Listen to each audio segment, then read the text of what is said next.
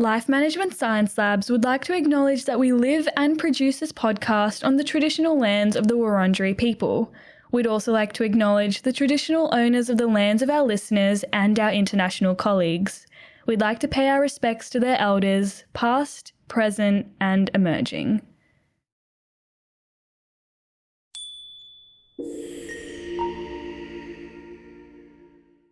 Hello everyone, and welcome to Bouncing Back, the Personal Resilience Science Insights podcast produced by LMSL, the Life Management Science Labs.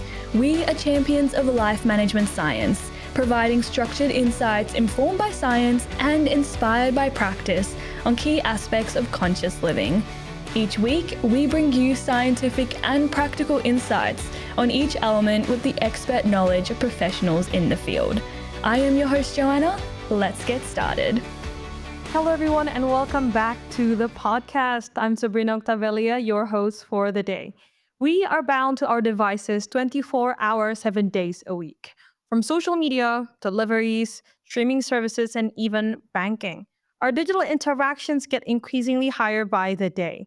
With the amount of personal data that we put online, we must stay as vigilant as ever in protecting ourselves and our loved ones.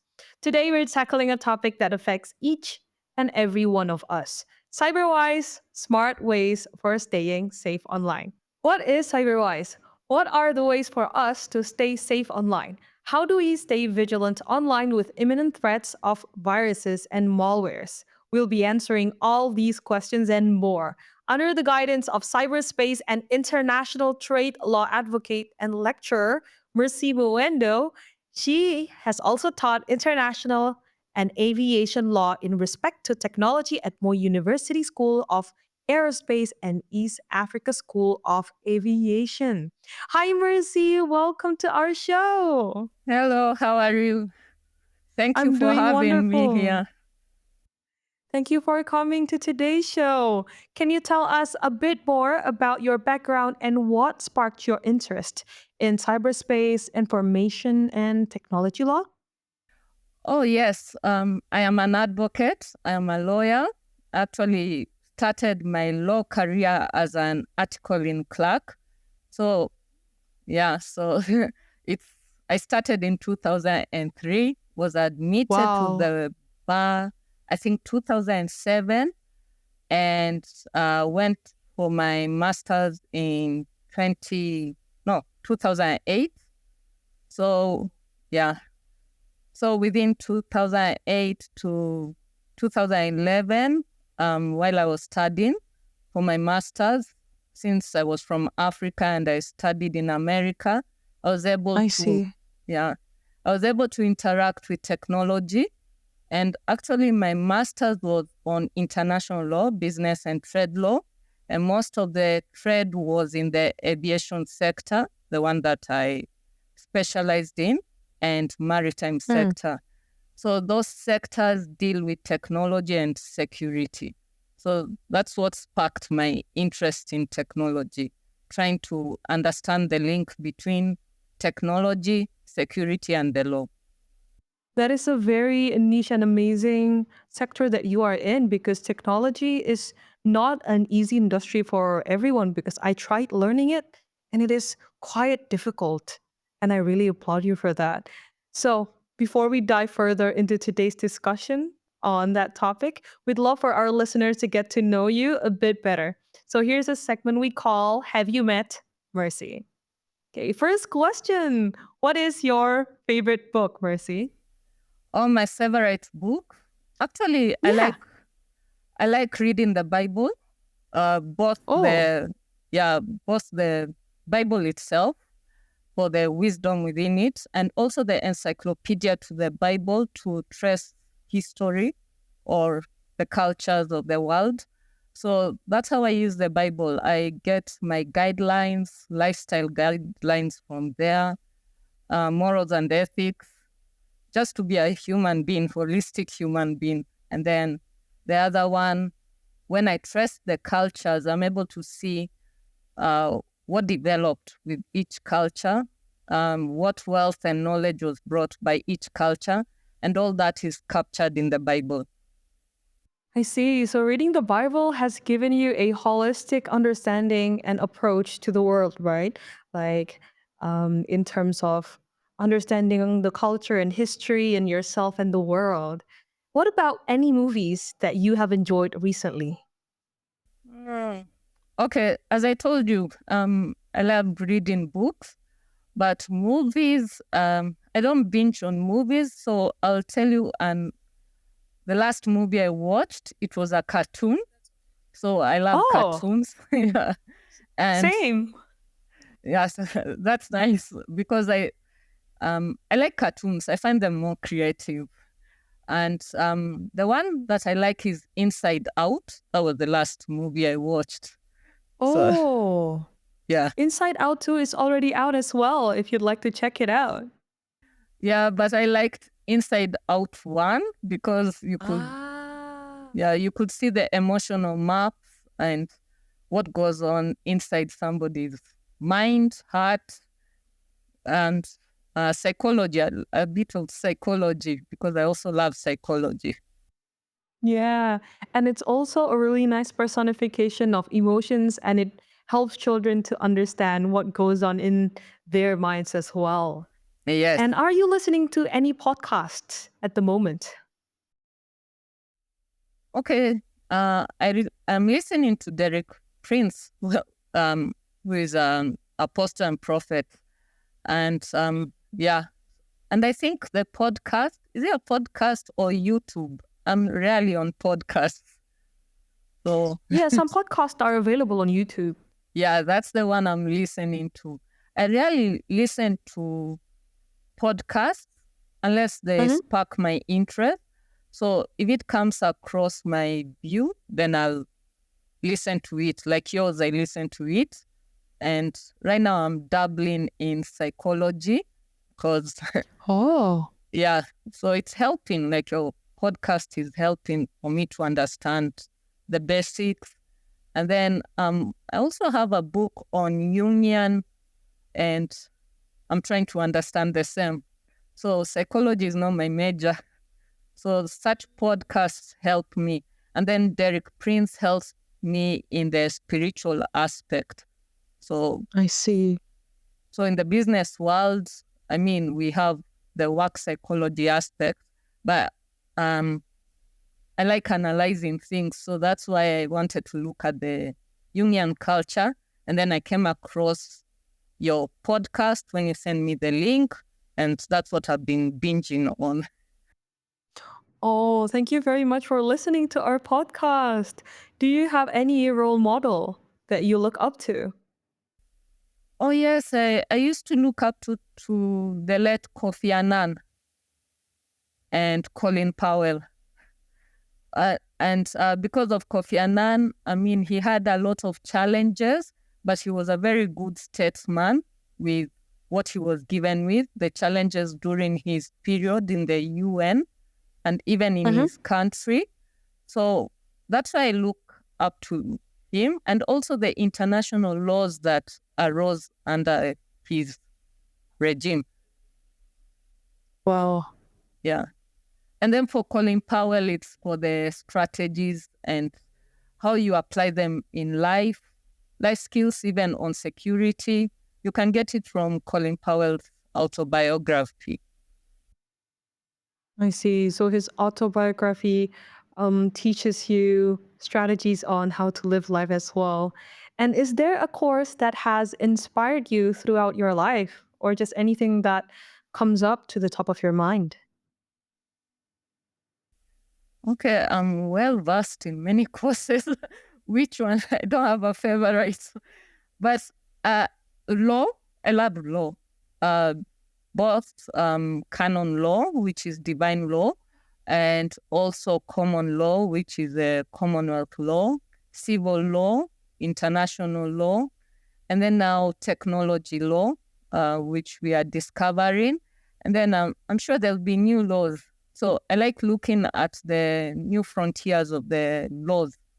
I even started, I think I introduced information technology law in 2011 in Kenya. IT law. Yeah, and build capacity on that. Whoa. So you have built the IT law capacity? The IT Yeah, law capacity in Kenya? yes, because I've been a lecturer since 2011, and the course I've been teaching is information technology and the law and international trade law. So then there were no courses on information technology and the law. So every lawyer that I have taught in Kenya that knows that area has gained from the course that I started. Wow. That is actually quite revolutionary for the IT law department in Kenya. Yes, but the universities, I've taught many universities. So like in Moi, it was the East African School of Aviation, taught Mm-hmm. aviation security and aviation law. And under that, there's aviation information structure and all that. So that's IT law. And then also taught in Kabarak Law School, introduced cyberspace law because there's the cyberspace aspect to it. And it's basically information technology and the law. And then Mount Kenya University, information technology and the law. So, and now I'm in Daystar University School of Law, teaching telecommunications and cyberspace law. I love my courses, but also I love learning from others. So, like right now, pursuing PhD just because I love learning from others. That's really amazing because you have such an intense love for learning and teaching to others, and you're just giving the world the gift of education, especially in the IT world. Wow. And let's dive deep into the topic, which is cybersecurity. So, first question that I would like to ask you is that what is personal resilience according to your opinion? Okay, just to summarize it, because it's a lot of things, but personal resilience when it comes to cybersecurity is just having a good cyber safety culture or cyber health culture. So at the back of your mind, just know that you're having an interface with the internet and you should always protect yourself. So instead of the merger between the human being and the internet, so there's the avatar, which is the digital human being, and the physical human being, you just draw a line in between. So you always think of, I am in the physical world and I am in the cyber world. And I should be always be careful in the cyber world. Okay. So, secondarily, what is cybersecurity and why is it critical in today's digital world?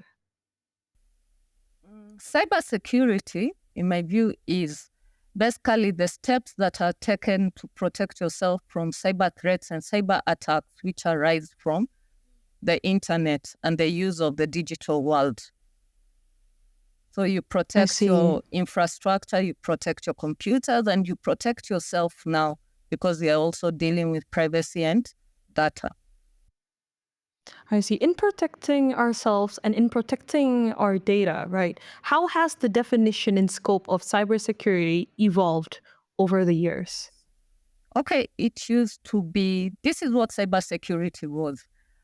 Traditionally, it was trying to protect the banking sectors and the industries that are relying on computers and the internet. So mostly cybersecurity was protecting those sectors. The individual sectors, it used to be known as crime or cyber crime. But now it has grown because of a lot of interface and a lot of use of the internet. And you cannot tell whether this is an organization or whether this is an individual person. So the whole scope of protecting infrastructure, computer systems is cybersecurity, protecting it I from see. attacks. Yeah. So the whole infrastructure has shifted from protecting banks and the big boys pretty much into individuals or people who are in their personal spaces.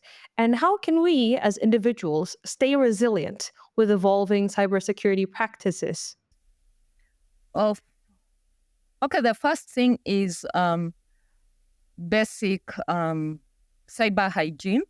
So, for example, switch off your mics when you're not using them. So switch off your microphone, and then also switch off your cameras. And if you can't switch off your cameras, the manual way of doing that, you just put a plaster on top.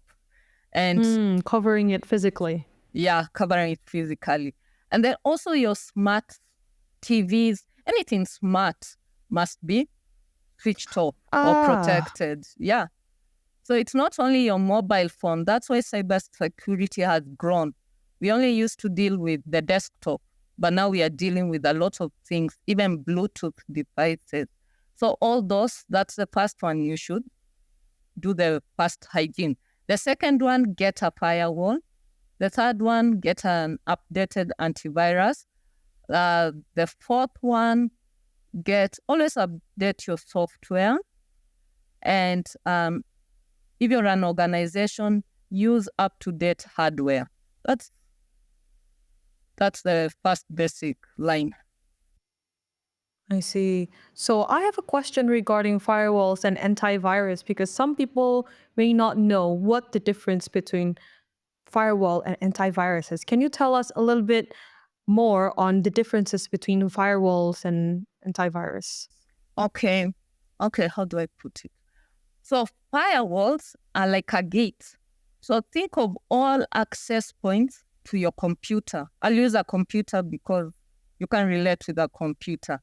So from the server and to the router, in between that information coming in, you put a firewall. So firewall protects you from information going out and information coming in. That's in a nutshell. And then an antivirus is a software. It protects you from harmful softwares in the form of viruses and malwares, which are basically small files that act like computers. So they are alive and they function in a certain way that they were not supposed to be functioning in the first place. So that's what an antivirus is. I see. So firewalls does not protect us necessarily against computer viruses? The antivirus targets the computer virus, but the firewall protects from the inflow and outflow of information from your computer. So that's the simplest way. But both of them being used will protect you, but doesn't mean that you don't have basic cyber hygiene, because technology is always developing. New viruses are always showing up. New ways of attacking systems are always showing up. I see. So both of them are uniquely necessary for our desktop and our computers to protect our files. I see. And you were talking about how our smart devices are actually important. It's actually important for us to take care of them in terms of cybersecurity as well. And how do advancements in technology like AI and Internet of Things related to these smart home items introduce new cybersecurity challenges? Internet of Things. Basically, Internet of Things is now we have a new interface with the computer, but this interface is close to home. So we used to have the smartphone, but it was basically for calling, receiving short text messages. But now you have apps, and these apps are collecting data from you, and they're collecting data from you about your whole life. So when you look at the Internet of Things, and then the other thing is that it has introduced new access points to your smartphone or new access points to you. So like new gates that are opened. Yes, meaning new data, which is either harmful, can be used harmful towards you or in a beneficial way towards you. So we normally say 1 month's, what is it called? Garbage is another person's gold. So for you, you'll think that information is not important, but for another person, it's important. So they would use it offensively against you, or they would use it in a beneficial way towards you. So that's how the Internet of Things is coming in. And then now we add 5G and 6G. There will be more access points or more data access points or more interface points. Meaning now what you used to keep private in your world is no longer private to another third eye. I see. So can you give me more of an example on, for example, home appliances that we use and it has Internet of Things, and how can that be harmful to us if we don't have these cybersecurity measures against them? Okay. The first one, the smart TV. The TV itself Yes, is the TV itself. it's already a computer and it's already digital in nature. And it has Bluetooth. So we are talking about frequency that is within the air, but not the one that you use to jack in. So it acts similarly like your smartphone. So the way you protect your smartphone or the way you guard yourself from the smartphone is the same way you be guarding yourself from the smart TV. And I see. it has a webcam that is always on. So that's another thing. And then we can go to the fridge. Even that one is smart. And the ones who use solar, the interface between the solar panels and solar panels, like the one on top of the roof. Yes. So how you convert that energy and use it in your house and the control panel, all that has interface with a human being. And it's normally in an internet nature, you need connectivity. And even though you don't need connectivity, they're radio wavelength. I see. As we are talking about the internet, right, and the Internet of Things, of course, all this data is stored somewhere in the cloud. And what role does cloud computing play in modern cybersecurity strategies? Okay, first of all, when we are talking about critical infrastructure, we always look at storage. Cloud is normally about storage. What is it storing? Data and information. And it's normally also computing data. It's not only storage, it's a computer. So a computer transmits and conveys data and information, and it also stores and creates. So if you look at the cloud as a computer, that's what it's doing.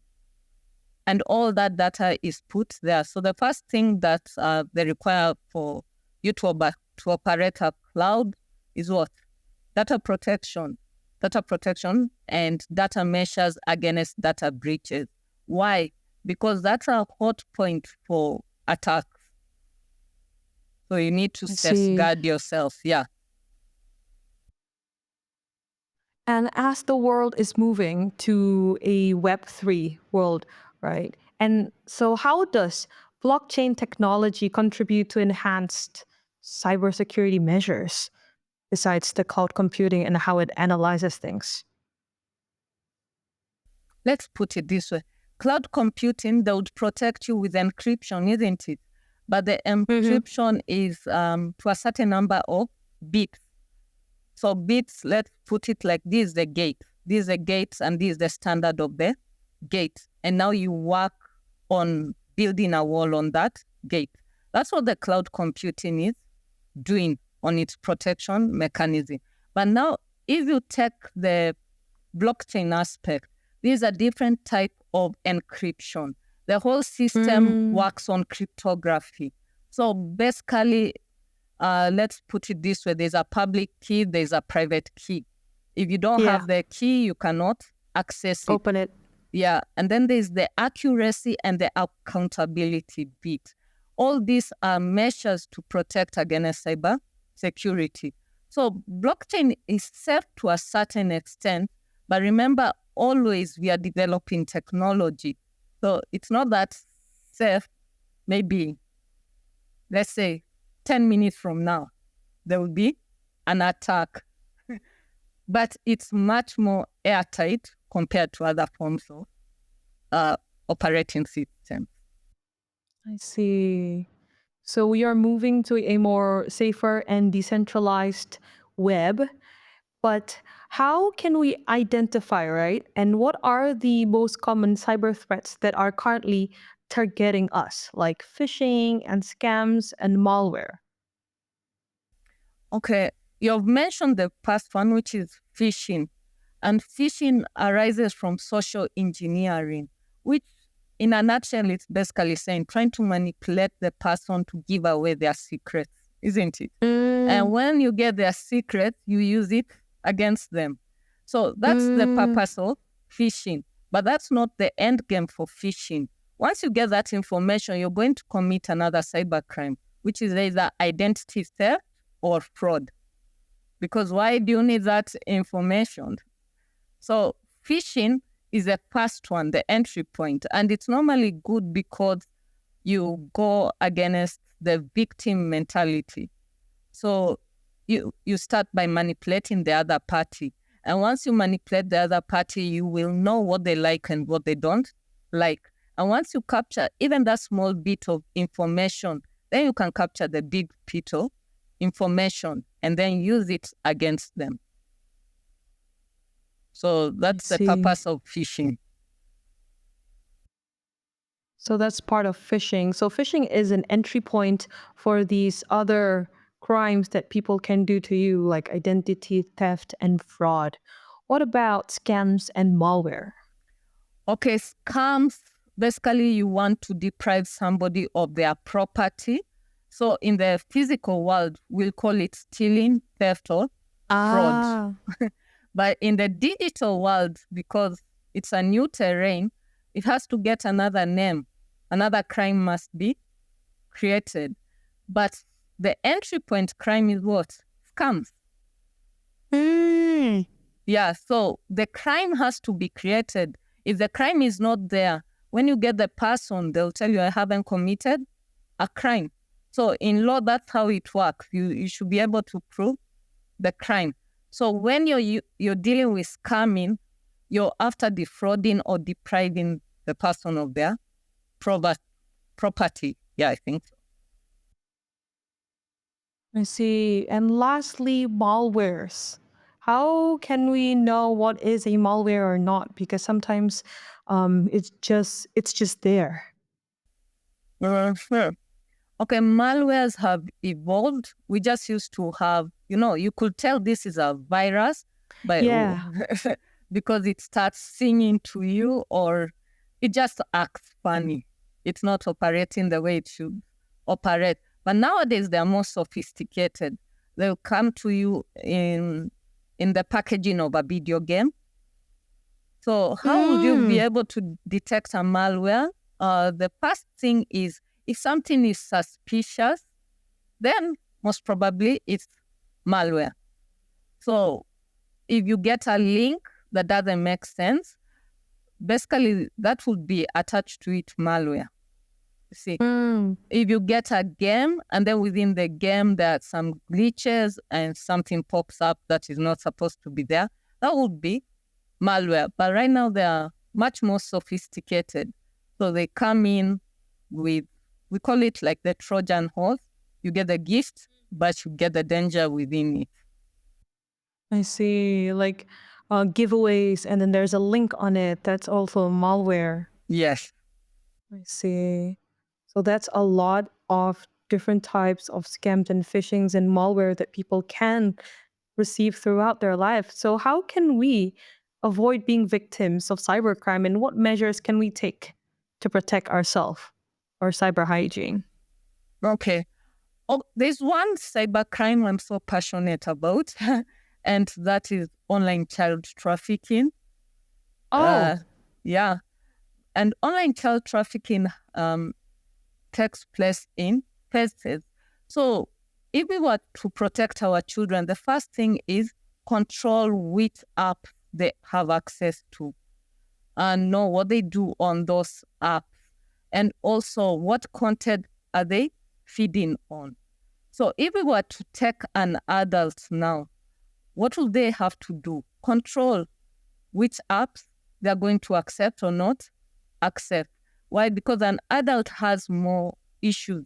Data breaches can actually damage an adult. Similarly to a child, But children, they groom them. So make friends online. So we are looking at social media habits. When we are looking at the adults, we are looking at all types of apps, even video games. They are all, let's say, I'm not attacking the gaming world, but hidden in them normally are attacks. And if you need to play video games, it's safer to harm your desktop computer, which is older, than your smartphone. You know, your smartphone technically, let's talk about it. It's another appendage of the physical human being. Yes, it's our lives. Yes. So you have your social media there, you have all your apps, you have all your work calendar events in your smartphone. So you'd prefer to be doing your things with your desktop, or have two types: a desktop, which is old, and then your laptop, which later converts to a smart tab, and then you have your smartphone. So you're going to create silos for your information. Which information is dispensable? Which one can you risk? So the same way you treat children is the same way you'd be treating yourself in risk. Assessing the risk. So risk assessment on our data and what datas are actually important and personal to us and what datas are okay for the world to see. And so how can we develop a basic incident response to take care of ourselves in terms of managing cybersecurity breaches? So for example, the breaches already happened. What kind of basic incident response plan should we do to that? Oh, the first one is report it. If it's a bank fraud, a salami attack, you notice the balance in your salami. Mostly they cut like $2 a day or $1. So the minute you notice the $2 attack, report it. Report it to the bank. Don't say, oh, it's a one-off. Because the more it's a one-off, tomorrow you'll find your bank account is empty. Yeah. So that's how the it entry happens. point. Yeah, the entry point and also the risk. Because they are also gauging, are you able to accept this form of risk? Meaning you're careless. So in cyber safety culture, there are three ways you look at information.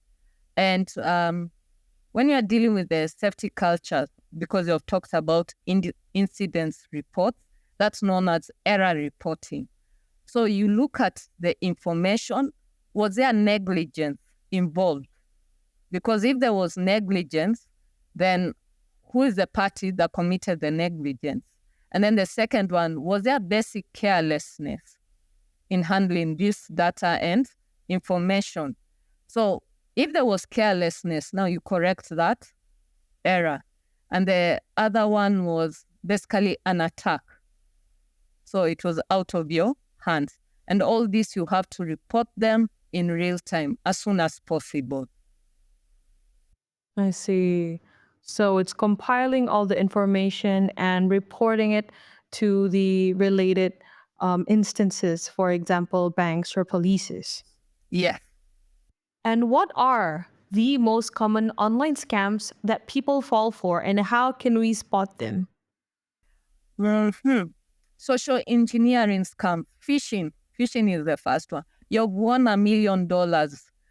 If you want to, actually, most of the attacks are psychological in nature. So they first find out, what do you need, or what are you craving, or what is your need.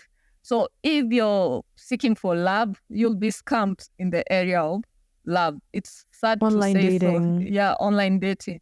But it's sad to say so. But they've actually seen there's a vulnerability here.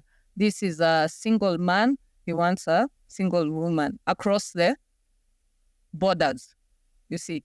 So that's a need they were able to identify, and they are going to exploit this. The attackers, they will exploit that need.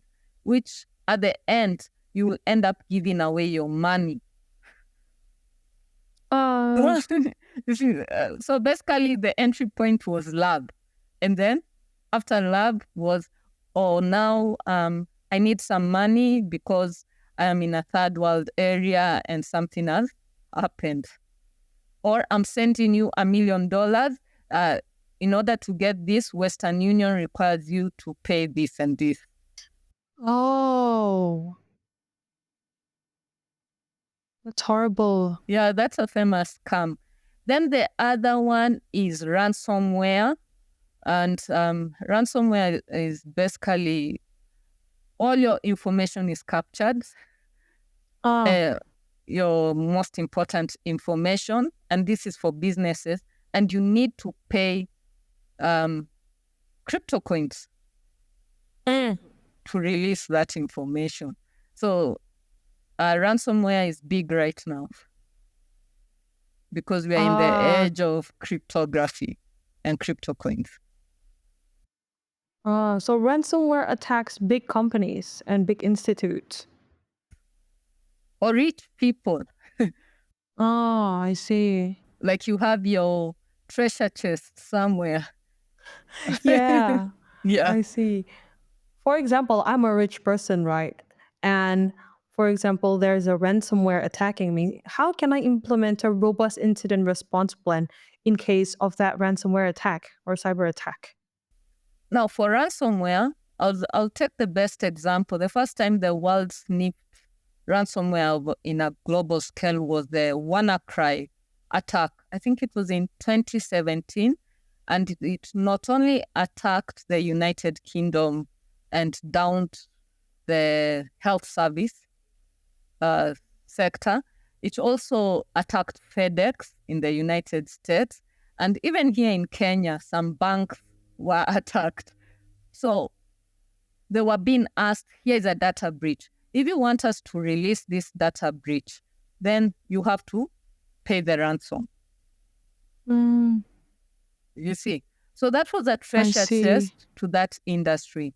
Down in the whole health sector, that is a critical infrastructure attack near to cyber terrorism.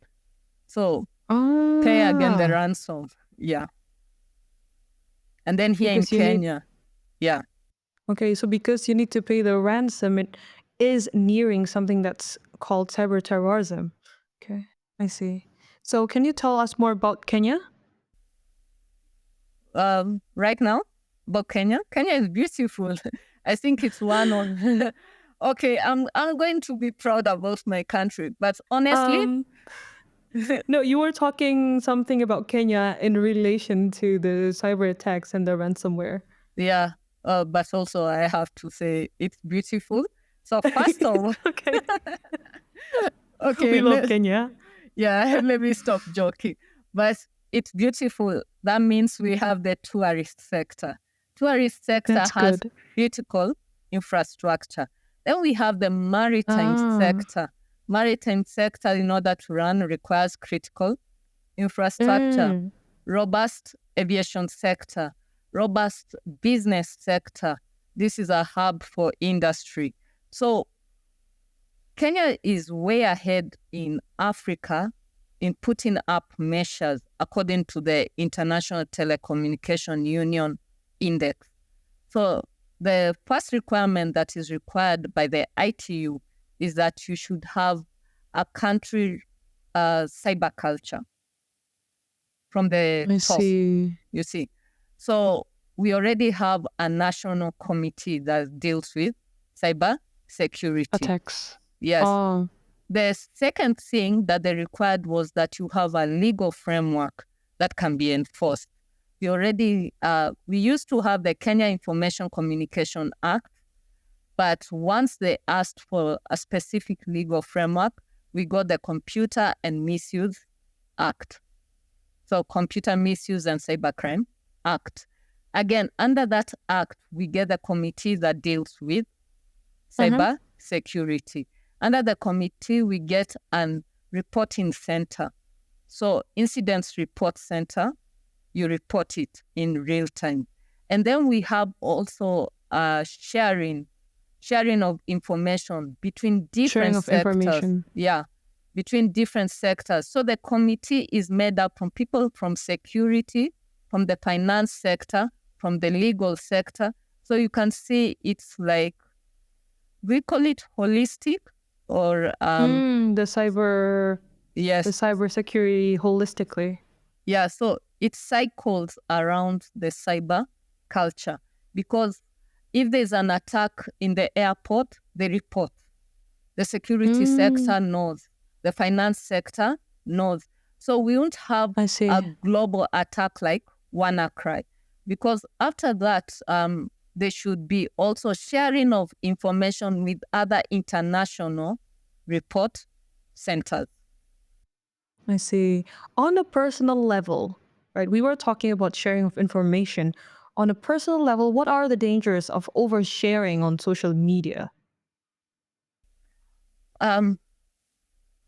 Okay, first of all, when we come to social media, I'm rarely on social media, which which gives me an objective look, because once social media comes up, like Clubhouse, Telegram, I get in for like a month to just test it out, then I jump out. So let's say I'm a nomad social media user.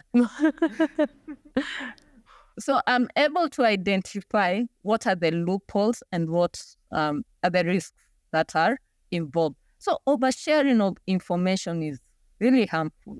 So just in real life, when you overshare information, you're likely to be attacked. You're likely to incidences of robbery and theft. Now imagine doing this in social media. This is even worse, because in social media, you put in your thoughts, you put in your emotions, you put in what you love, your favorites, and even they are not your favorites, you're lying, AI will detect it. So all that information is all over the place in social media. Yes. And also what you follow and where you go, your position. Like right now I'm in Kenya, tomorrow I'm in the UK. All that is in social media. So the dangers involved with all that information, or oversharing that information, the higher the risks. I see. So something that we share online during the time is quite dangerous for ourselves because it's exposing our current location online. Is that what you're trying to say? Yes. Like Skype. You remember Skype never used to have location indicator. Right now there's location indicator. So if I was to Skype, you'd know where I was, even if I lied. Then leave alone that, we have also Google Maps and Google itself. So now this one, somebody has to dig in to find out. But in social media, you're the one who is saying where you are. Yeah. And you're also the one who is saying what you ate yesterday. That's true. And what you normally eat. So I prefer using basic examples. There are other examples. Yeah, I'm part of the perpetrator on sharing on social media too, on what I eat and what I do. Yes, and then also something I noticed, the new terms of reference, is it called terms of condition of former Twitter? Even they tell you, who do you follow? How many people do you follow? Where are you going to follow them? Why are you following them? What topic are you following? That's social media, but of a different nature. YouTube the same. I like this video. This video helped me learn this. Then let's go to the best one, WhatsApp. I haven't gone to TikTok. WhatsApp, everything, even to what you shared on breakfast, is on WhatsApp. Yeah. And what you read is on WhatsApp. How many meetings you had, it's on WhatsApp. How many people have you talked to, it's on WhatsApp. So WhatsApp, just like Facebook, needs a lot of data protection safeguards. And I also, see, like WhatsApp. yeah, Like WhatsApp and Messenger apps, right? Okay, continue. Sorry. yes, I think I've finished. I have Okay. other examples, but I think WhatsApp is the best one because everyone has Yeah. WhatsApp. That's true. Especially, we have like our family group chats, we have personal relationships and friendships there. And maybe in the US, there's the messaging app from the iPhone and Messenger from Facebook. And why is it important, right, to regularly update our softwares and operating systems on personal devices, especially on these social media apps like WhatsApp, Messenger, and iMessage? Okay. Um, I won't go too much legal jargon, but Yeah. when people used to overpopulate in Facebook, okay, let's look at it this way. We have the messenger blocks. Facebook was like the community bulletin board. That's true. And when it was attacked, what did the Facebook policy makers say? They say there was a backdoor in coding. And this was not a mistake by our engineers, but it was in the coding, how it was coded.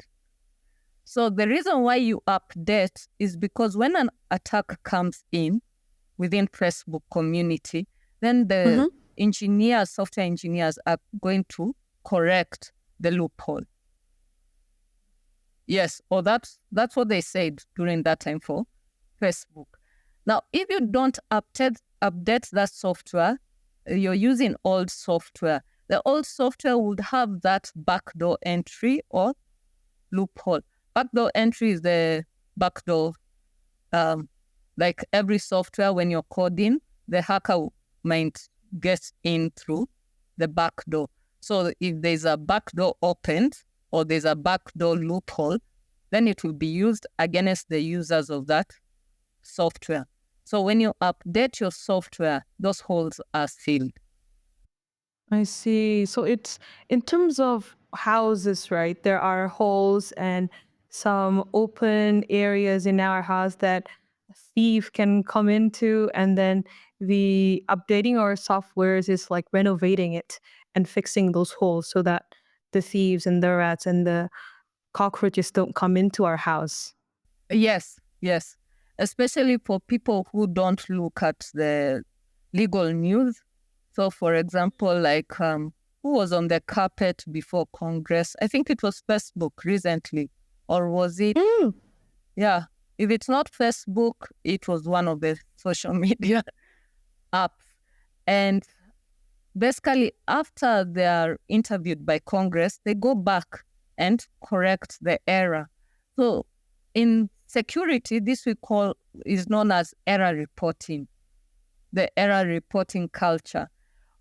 And then also there's the justice culture, whereby you're not going to harm the one who noticed the error. Otherwise, then you'll be blaming everyone for negligence. Mm, I see. As we are talking about the social media and how we protect it by updating our softwares, right? How can we manage data privacy when using smart devices and IoT gadgets at home besides, just updating our softwares because that's what we are used to, just updating softwares. One of the best things I do is if you're using WhatsApp, delete every message you sent. Just delete it. I know it's not Ah, deleted in the cloud, but it's deleted over in your gadget. And it's also not accessible to any Tom, Dick, and Harry. So that's the first one. That's for the smartphone. The second one is always look at your gadget and switch off any apps that you're not using. ah, Yes, because no one will come switching it off for you. You're the one supposed to do that. And most of these apps want data. That's the reason you're using them. Basically, the currency is data. So they're not going to switch it off. So that means all the time when the app is on, it's collecting data and information. And information can be in 3 ways: visual, written, and sound. Yes. Sound, because the mic is on all the time, right? Yes. And the camera is on all the time. You have 4 cameras in your phone. That's true. Okay, then, so what practices and habits would you recommend to stay safe online? Just maybe a top one. Now, the first one, use websites that you know. That's the first one, because there's a lot of tagging and web hacking. So use websites that you know. If you're doing any mobile transactions, because as we have M-Pesa is encrypted. So it's better to use the mobile itself, the mobile app that is in the SIM card. Do not download an external app to do the work for it. So the minute you bring a third party, you're increasing the risk. Same with internet banking. So doing our due diligence, especially for the third-party apps in our phones or in our desktops, because they collect our data as well and putting it on their data banks.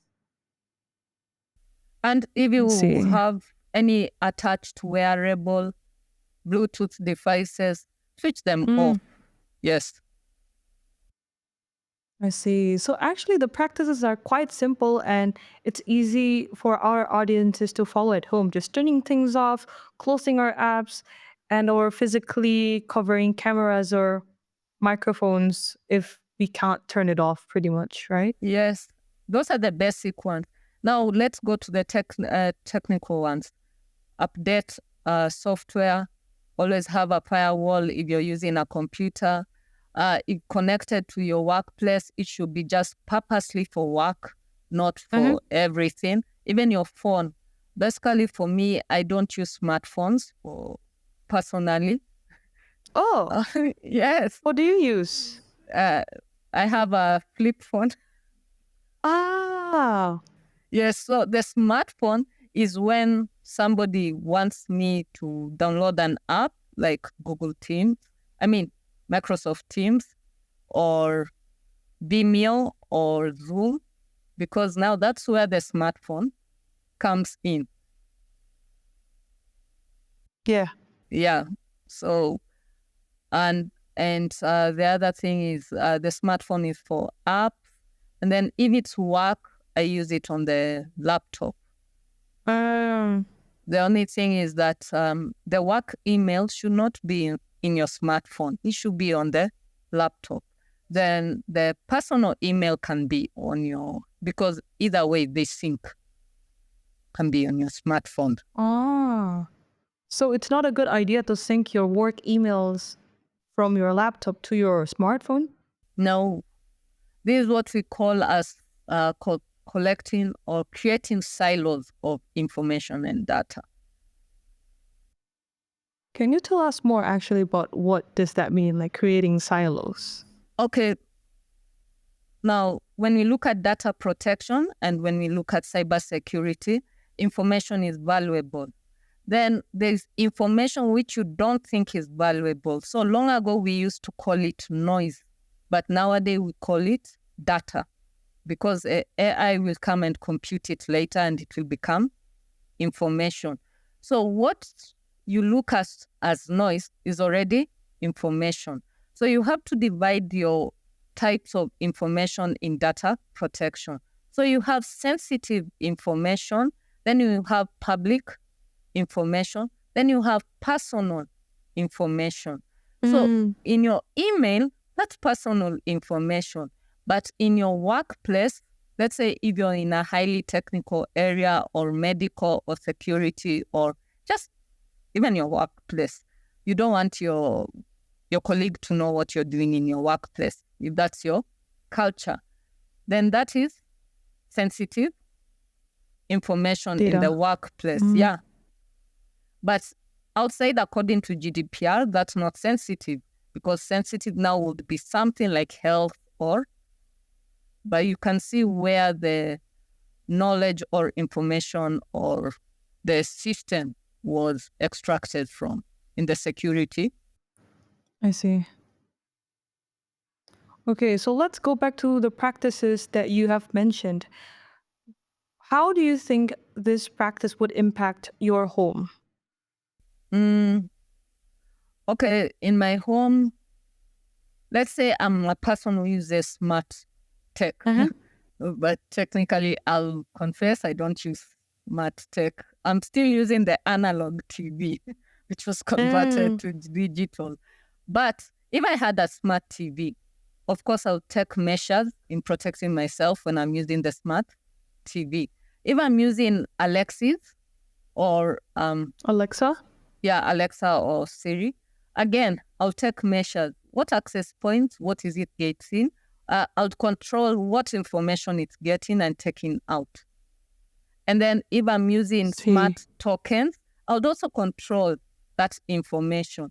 And basically, I'm not saying don't use smart technology, but be wise when you're using smart technology. And it's basically the same thing like when you tell a patient with ADHD, just do small things because they don't like doing a routine.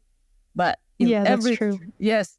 So just label a red box, dump one category of things there. Take another red box, dump it there. So the same thing with your smart gadgets at home. Just silo them and silo the information that you want going out, coming in. I see. One last question. How often would you recommend doing the cyber hygiene for everyone? Make it a lifestyle. I've made it a lifestyle. But for me, it's because normally what I teach is what I do. But if you make it a lifestyle, it will become part and parcel of you, especially when now we are heading towards the internet 6G. I think we are heading towards 6G and more. 6G. Yeah, we are heading there. But let's say we are in 5G right now, meaning we have more Internet of Things and smart wearables. And that is true. And so that means more access to you as a person and your whole life. So why not start a lifestyle of protecting yourself even before it becomes more invasive? I see. Making it something that's more regular, right? Maybe like once a month, once in 3, once in 6. Just create a regular schedule for ourselves to just check on things and run through the data and permission that we have for these IoT and look through our gadgets and looking at our apps, something like that. Yes. You've actually captured it. And even for somebody who doesn't like doing that, a month, schedule it, a date in a month, you're going to do that, especially with the cloud. Basically, what are you saving in the cloud? Now, let's take your email, your Google email. You're saving emails of long ago. We have pictures from your smartphone. I'm sure when we used to have the analog album, we just used to put the best picture inside there. But now when we save it in the cloud, you don't even look at those pictures. You don't look at those songs. You don't look at those documents. You're just saving them for a rainy day. Yeah, that's true. Yeah. So just clean up once a month because you don't know one thing there is actually going to be a risk. I see. So sorting out and decluttering our data and not just the data and permissions, but actually our files that we have put online that is actually wrecking up our storage and keep saying our storage is full. Yes, and then also when you delete it or when you're getting rid of your electronic gadget, know where you're disposing it because that's a treasure trove for somebody else. Oh, Yeah. So, I see. like Apple has a nice culture whereby you exchange your smartphone. Mm. That's because they are protecting also your information. Because if you give it to somebody else or you just dispose it off, already it's alive. The chips are the ones that have the information. It's not the functioning smartphone. Mm. I see.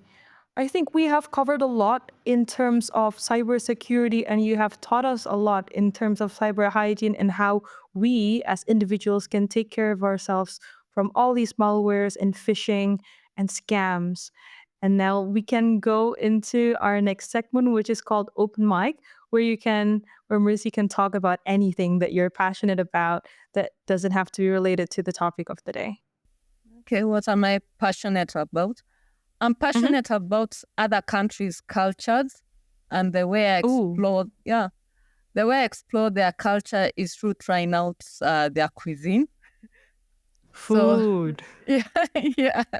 So, that was, so I'm not going to say I'm a foodie. I'm actually just trying to test their culture. How does it taste and why do they like that staple? What's your favorite food so far from other cultures, from other countries? Okay, my favorite food is I think it's from Turkey. Um, it's known as shashuka. Ah, Basically, shakshuka. yeah, I think that's the sweetest food. Any way you make it, it's always okay for me. That's the sweetest food. So the eggs and the Ah, tomatoes and how they blend in together, plus whatever you're eating it with. So you can never go wrong with that one. And then okay. Mhm. uh, the other one is okay. This one is a bit unhealthy. Pizza. I love Oh, pizza. pizza is good. It's Yes, good. but that one I love it. And then after the pizza, I like noodles, traditional noodles. Yeah, how they are made. So not instant noodles. So I also like instant noodles, but I like the noodles, Japanese or Chinese. How they are made. That's what I Mm, like. Yeah. the handmade one. Yes. I see. That actually makes me hungry, and it's a good recommendation for our guests listening on what to eat for dinner or lunch or breakfast. Shakshuka or pizza or noodles. Yes. And then also for the healthy variety, I like the Caesar salad. I can never go wrong with that salad. So, That is true. yes. So, for health purposes, or if it's fruits, the more color they have, the more it whets my appetite. But if they're just bland, I don't like them. Oh, the colors, in terms of colors, if it's like white or something that's more pale, Yes. it's not interesting to you. Yeah.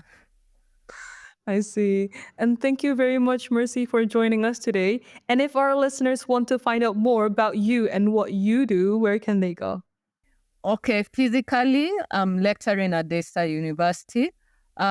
Online-wise, my LinkedIn profile, you can access me. I'm not on social media. I think I've closed all other forms of social media. So you can, Ah, yeah. So you can get me on LinkedIn. I'm not on Facebook. I'm not on any other form of social media. And then also, if you want to access my articles, I've written a lot on cybersecurity, cybercrime. Like I wrote uh-huh. a recent one on child trafficking. I have an academia profile. It's still my name, Muendo, and you can access them. And I'll be publishing more the more technology develops. I see. Wow. Thank you very much, Mercy, for telling us where our audience can find you. And thank you for listening, everyone. I will see you next time. Okay, thank you. Thank you. You have been listening to Bouncing Back, the Personal Resilience Science Insights podcast produced by the Life Management Science Labs. Listen to episodes from LMSL's 10 Life Management Perspectives on Apple Podcasts, Google Podcasts, Spotify, YouTube, or other podcasting apps on your smartphone. If you enjoyed this episode, please consider rating our show, sharing it, and subscribing to our channel, as it helps other people find it and us grow to bring you more quality resources. More of our work can be found on our website, pr.lmsl.net, where you can join our movement. I'm Joanna. Thanks for tuning in.